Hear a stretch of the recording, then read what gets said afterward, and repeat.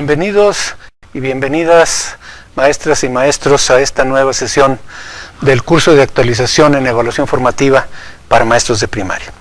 El tema que hoy vamos a ver, como pueden ustedes ver en la pantalla, es relativo a las expectativas sobre el desempeño de los maestros. Ya la vez pasada comentamos algo en este sentido y tenemos ahora información sobre lo que los participantes mismos en el curso han dicho sobre qué expectativas tienen de sus propios estudiantes. Entonces vamos a ver esto, el esquema de la presentación. Después de esta breve introducción vamos a ver esta información sobre qué expectativas tienen realmente los participantes en el curso con respecto a sus maestros en varios sentidos. Por una parte, en cuanto a qué nivel de desempeño piensan que van a tener los estudiantes, hasta qué nivel educativo creen que llegarán, si creen que llegarán hasta la universidad o nada más hasta el final de la secundaria o cosas así. Y por otro lado, ¿en qué momento se forman esas expectativas? ¿Cuándo se forman? Y finalmente haremos unas consideraciones sobre esto para reflexionar sobre ello. Entonces vamos directamente al primer punto. Buscamos con esta presentación promover una reflexión sobre la importancia que tienen las expectativas que cada maestro abriga con respecto al desempeño de sus estudiantes. Ya habíamos visto en una sesión anterior que uno de los autores clásicos de estos temas, Benjamin Bloom, el famoso creador de la primera taxonomía de objetivos educacionales, decía que era muy grave el que de entrada los maestros ya tuvieran estimado que aproximadamente una tercera parte de sus alumnos tendrían buen desempeño, una tercera parte de desempeño regular y una tercera parte de plano no podrían alcanzar los objetivos establecidos. Vamos a ver ahora cómo efectivamente ese tipo de expectativas están presentes en la mente de los maestros, aunque no se den cuenta. Entonces vamos a tratar de hacer explícitas estas expectativas implícitas. Vamos a ver que no suelen tener un fundamento sólido, que en general no tienen fundamento. Vamos a ver el posible impacto que pueden tener en el desempeño real de los alumnos y en consecuencia pues vamos a cuestionarlas y vamos a tratar de redefinirlas y a considerar un poco qué se podría hacer tanto por parte de los maestros mismos, de las escuelas y también de las familias, de los papás y las mamás de los niños, para que sus hijos tengan un mejor desempeño. Vamos entonces a ver qué han dicho los participantes mismos en el curso sobre las expectativas que tienen con respecto a sus alumnos. La primera imagen que tenemos aquí es muy elocuente. Vamos a entenderla.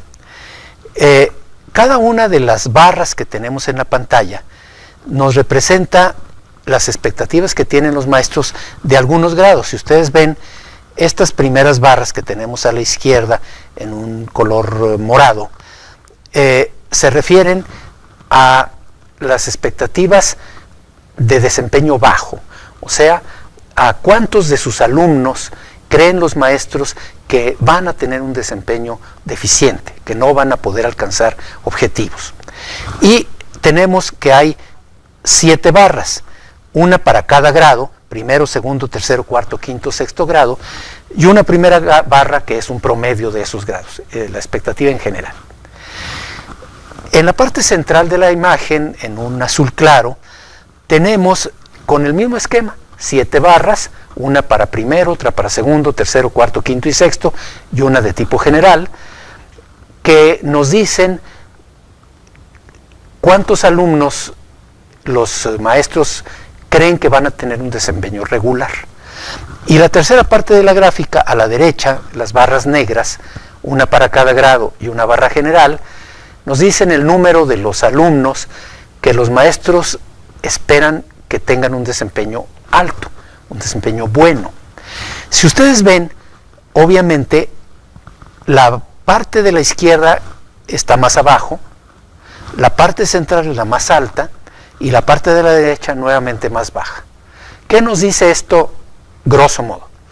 Nos dice que los maestros de todos los grados, fíjense cómo hay poca diferencia entre los grados de cada bloque.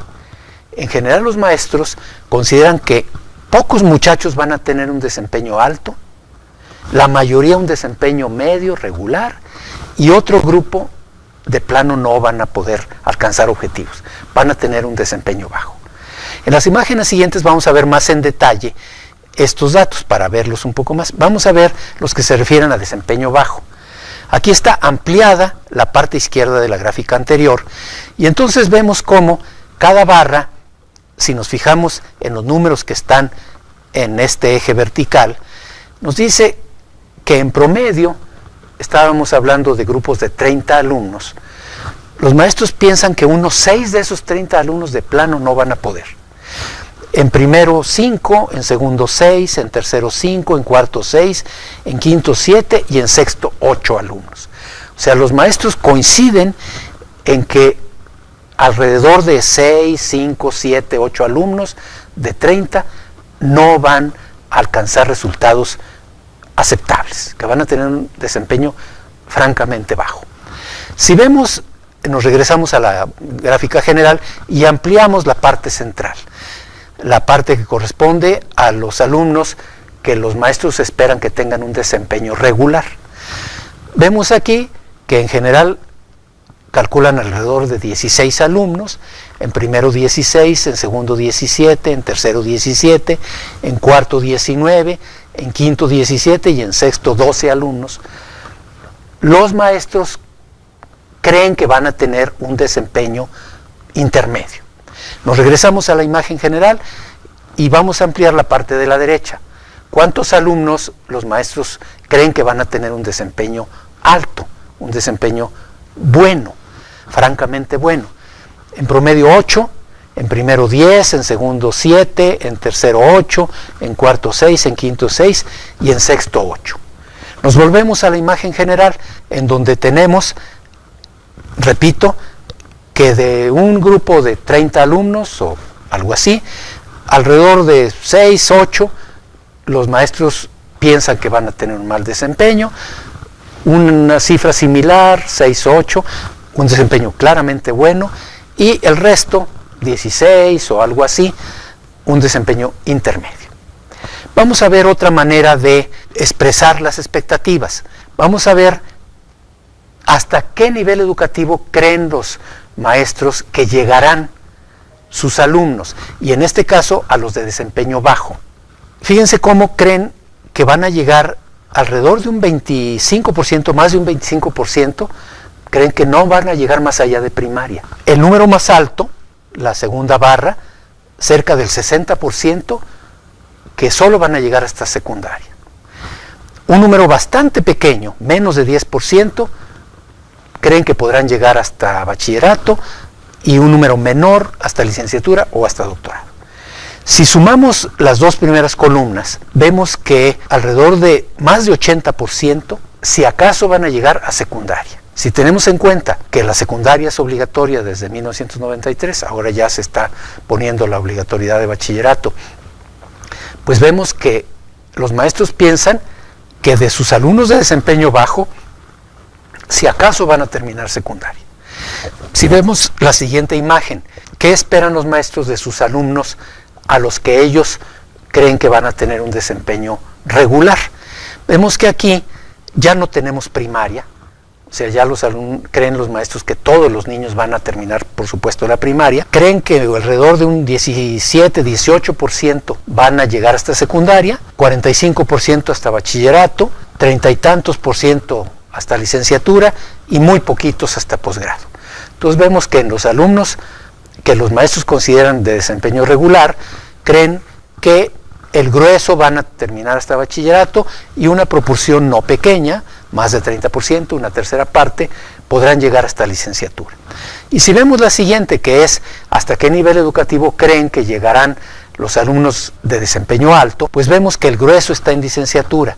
muy poquitos solo secundaria, ninguno solo primaria, poquitos solo bachillerato, el grueso más de 50% hasta licenciatura y una proporción no pequeña hasta maestría y hasta doctorado. Esto es lo que creen los maestros que podrán alcanzar los alumnos de los distintos niveles de desempeño. Y la siguiente imagen, ¿cuándo se forman estas expectativas los maestros? Y fíjense ustedes ahora la gráfica cómo está. El primer bloque de las barras moradas, con 7 barras, aunque aquí hay 2 huecos, con una barra para cada grado y una barra general, representa el porcentaje de maestros que dicen que se formaron esas expectativas desde el primer día de clases. O sea, el primer día de clases ya se formaron expectativas de qué van a poder lograr sus alumnos. Las barras azules nos dicen los maestros que se formaron las expectativas, que ellos dicen que se formaron las expectativas después de la primera semana de clases. El siguiente bloque después del primer mes de clases y el último bloque después del primer bimestre. Si empleamos la primera imagen, la de quienes dicen que se forman las expectativas al primer día de clases, vemos que 15% de los maestros de primero, más de 18% de los de segundo y alrededor de 8% de los de quinto y sexto. Son proporciones altas y uno se pregunta, bueno, ¿con un día de clases ya fue suficiente saber qué tanto va a poder rendir un alumno? No parece sensato. Si vemos, nos regresamos a la general y vemos a los que se forman la imagen a la semana o al mes, vemos que son cifras muy altas, de alrededor de 30% o hasta 50% en el caso de cuarto grado, y igual después del primer mes. O sea, a más tardar después de un mes de clases, ya el grueso de los maestros se formó una imagen de sus alumnos. Regresamos a la general y vemos la última y vemos que ya son relativamente menos los que hasta el bimestre. Regresamos a la general, entonces vemos pues que hay cosas que realmente llaman la atención. Si pensamos en que los niños de origen más humilde también suelen ser los niños que tienen más timidez, que se sienten más cohibidos al ir a la escuela, que es un ambiente que no les es familiar, que se sienten más impresionados por la autoridad del maestro, por el peso de la figura de autoridad que es el maestro o la maestra, pues podemos pensar que un niño más humilde pues va a tener un comportamiento más tímido, va a hablar poco, va a intervenir poco, etcétera. Y si eso lleva a que el maestro ya lo catalogue al primer día de clases como este niño no va a tener un desempeño bueno, pues creo que podemos apreciar desde este momento que eso va a poder impactar muy seriamente en el desempeño real de esos niños. Vamos ahora sí adelante. Vamos a las consideraciones sobre el peso de las expectativas. Si ustedes se fijaron, la primera gráfica que presentamos, donde estaban cuántos alumnos los maestros creen que van a tener un desempeño bajo, medio o alto, teníamos una gráfica que tenía más o menos la forma de una curva normal. Una curva de campana, que en el centro es donde está más alta y en las orillas más baja. ¿Qué representa una curva normal? La curva normal es una representación gráfica de los fenómenos que se deben al azar, que no se deben a un propósito específico, sino que obedecen a una multiplicidad de causas, circunstancias no sistemáticas y que producen ese efecto, una curva normal. Poquitos con un nivel alto, poquitos con un nivel muy bajo y la mayoría en medio. Un ejemplo, la estatura de un grupo homogéneo de personas. Niños de 5 años y adultos, pues no es un grupo homogéneo. Pero si tomamos solo niños de 5 años o solo jóvenes de 18 años y hacemos una gráfica con sus estaturas, normalmente tendríamos una gráfica más o menos como esa, o sea, una curva normal. O sea, va a haber poquitos muy altos, poquitos muy bajos y la mayoría de una estatura media para su edad. Subrayo grupo homogéneo de personas. ¿Qué pasa cuando no es una población homogénea, sino que es una población heterogénea o sea, una población en la que se mezclan personas de distintas características.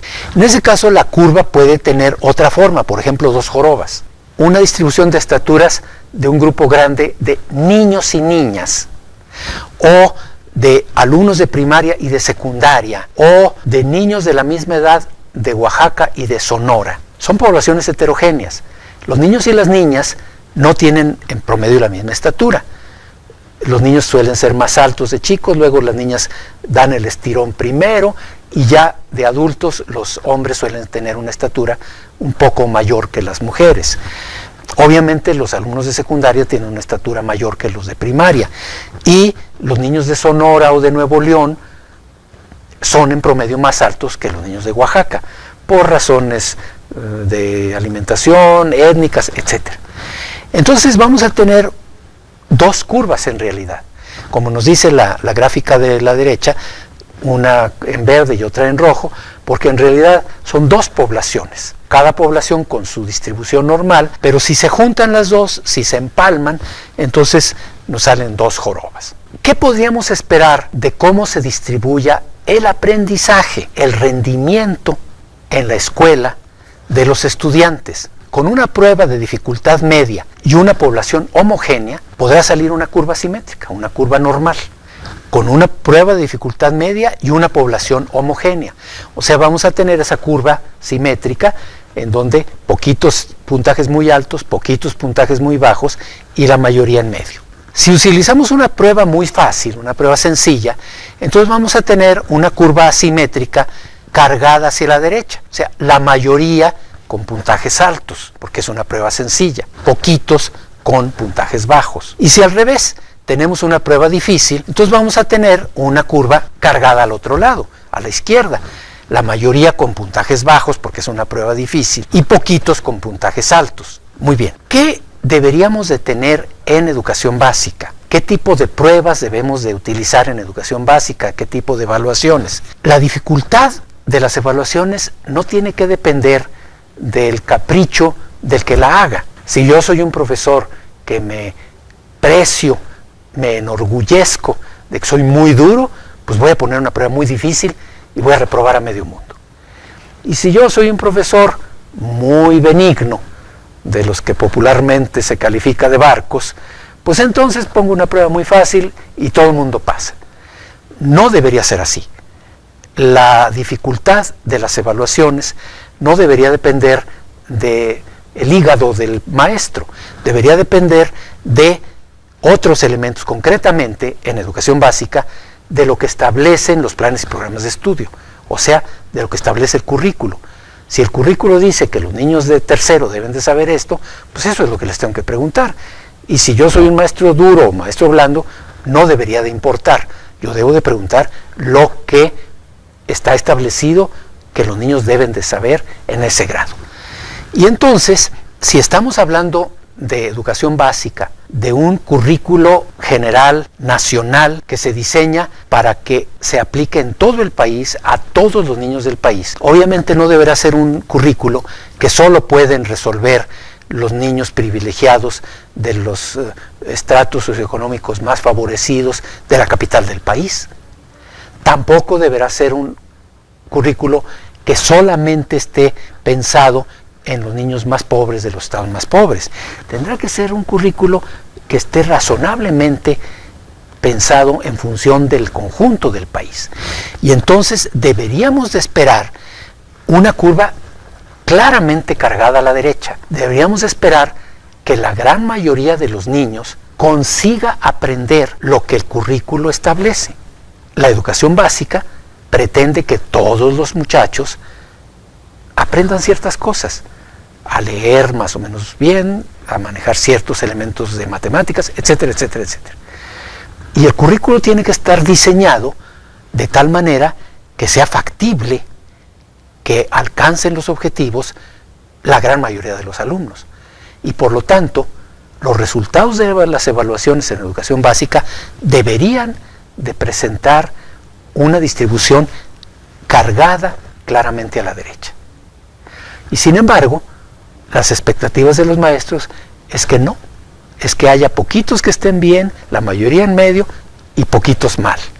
lo cual no coincide con lo que debería ser. Entonces, no habría por qué esperar que los resultados de los alumnos de primaria sigan una curva normal. Lo que se debería esperar, según lo que he explicado, es tener una curva bien cargada hacia la derecha, porque eso querría decir que la mayoría está alcanzando los objetivos. Eso no significa que el currículo tendría que consistir únicamente en cosas que no presenten ninguna dificultad, que no tengan ningún chiste alcanzar, que todo mundo sin el menor esfuerzo puede alcanzar. No.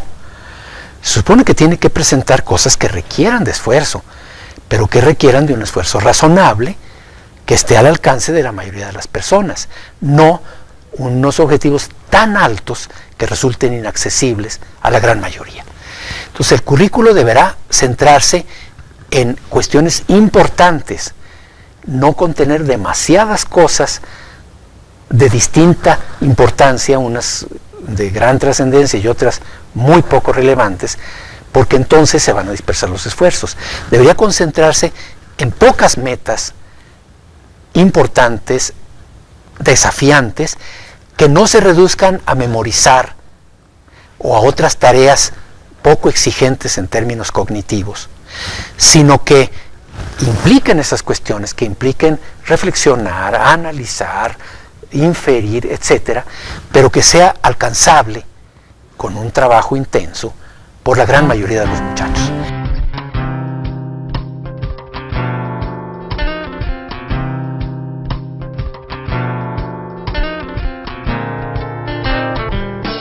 Hola, bienvenido al aula de Competencias Emocionales y Relacionales de la Universidad Politécnica de Madrid. Estamos en el módulo de Habilidades Intrapersonales y en esta píldora teórica nos gustaría desarrollar brevemente los conceptos de motivación intrínseca y motivación extrínseca. Yerkes y Dobson distinguen dos tipos de motivación. La motivación intrínseca, que es aquella que nace de uno mismo y por tanto tenemos la capacidad de autorreforzarnos, está relacionada con las emociones de agrado que nos produce hacer alguna actividad, con el nivel de reto que nos hayamos propuesto y la actitud con la que desempeñemos la labor, con nuestra autonomía. El estímulo está en nuestro interior. Crecimiento personal, superación, aprendizaje, disfrute. Y la siguiente motivación que proponían era la motivación extrínseca, que depende del exterior. Buscamos el estímulo fuera, el refuerzo, fuera de nosotros. Y puede ser una recompensa, dinero, aceptación. Pongamos el ejemplo con estudiar una carrera. La motivación intrínseca sería que nos aporta conocimientos, que superamos retos personales, también nos aporta experiencias, incluso crecimiento intelectual. El otro tipo de motivación, que sería y denominaríamos motivación extrínseca, tendría que ver más con aquello que buscamos en el exterior. Recibimos elogios de nuestros padres, obtenemos reconocimiento de nuestros profesores, pertenecemos a un grupo de estudiantes, a un grupo de amigos y también recibimos un título. Con esta píldora teórica nos gustaría que depararas en cuáles son tus motivaciones intrínsecas y tus motivaciones extrínsecas y puedas gestionarlas de manera que afecte a tu rendimiento, a tus éxitos, a tus logros. Albert Einstein, en una de sus frases, decía que el genio se hace con un 1% de talento y un 99% de trabajo.